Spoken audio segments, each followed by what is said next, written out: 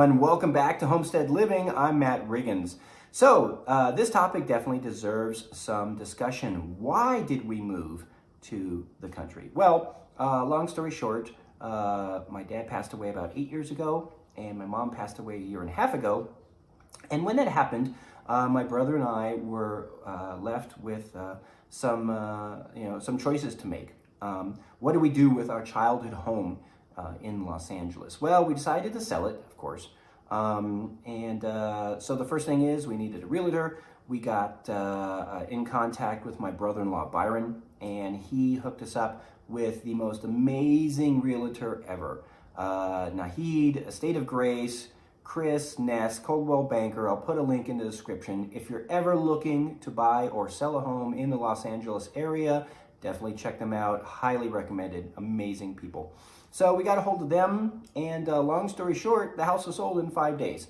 We sold it to an investor who is redoing some properties on the street as well, and we just kind of felt that was the better way to go. So, case in point, house is sold, we're ready to buy.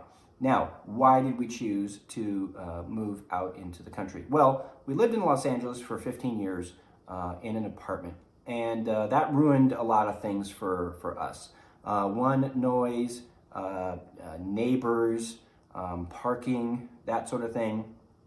I was born and raised to be very kind, courteous, and respectful of others, and of others' other property, their property and that sort of thing. And that wasn't the case living in that building. We hated our neighbors. We hated the noise. If you didn't come home before 4 p.m., then you were parking blocks away and walking home. So that led to us having some prerequisites. We want to have no noise, and we want to have space between us and the neighbors.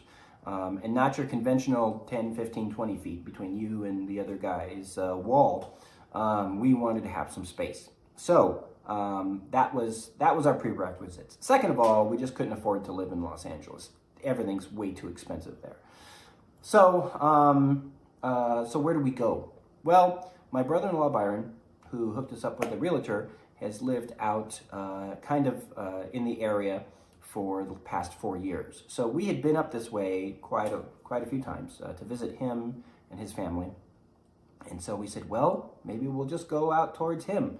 So we went on Zillow and we used his address as a reference, and we typed in his address, and we came up with this, with the listings on Zillow. And the very first one was a brand new listing.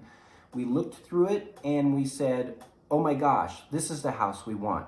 Now, we did our due diligence and we went through and we looked at the other listings that were available.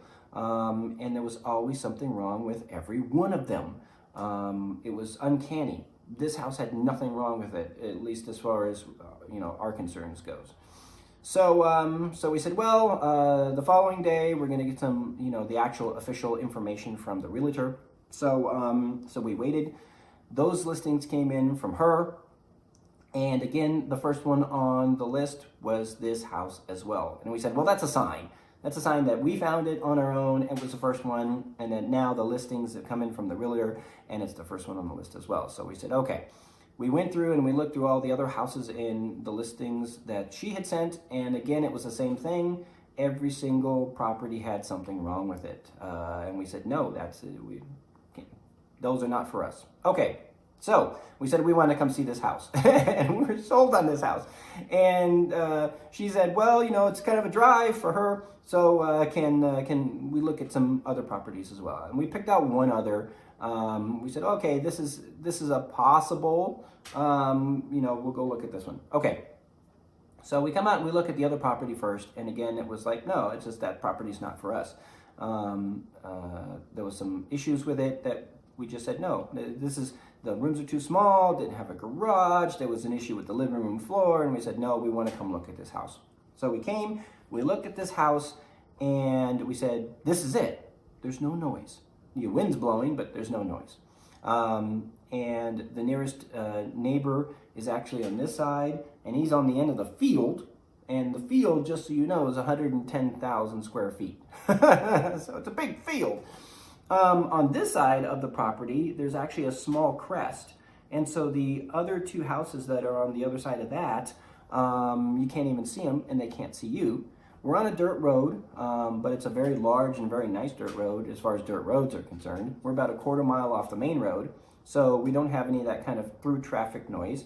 And this dirt road goes up the ways a little bit, and we got a few more properties up there, and then it dead ends into the mountain.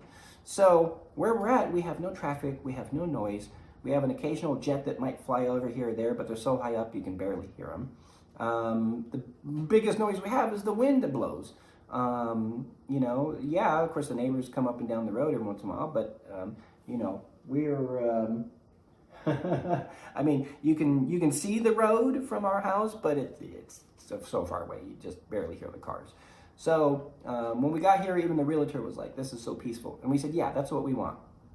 Yeah, we work in the city all day, and we have to deal with people and traffic and that sort of thing. When we come home, we want it to be, you know, a very peaceful, Zen environment. So that's pretty much it.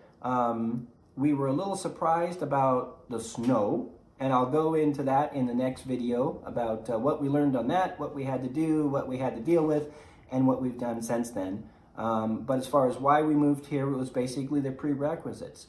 And then as it turns out, when we looked up the address, we kind of thought we were really, really far away from my brother-in-law, and it turns out we're only 10 minutes away from him. He's in a different city, but we're only 10 minutes away from him. So that's really cool. So anyways, that's why we moved out to the country. Thanks for watching, everyone. Definitely appreciate it. Make sure to hit that subscribe button down in the bottom right, as well as the notification bell so you get updates on future homestead living videos. Thanks again for watching. I'm Matt Riggins, and I'll see you out on the homestead.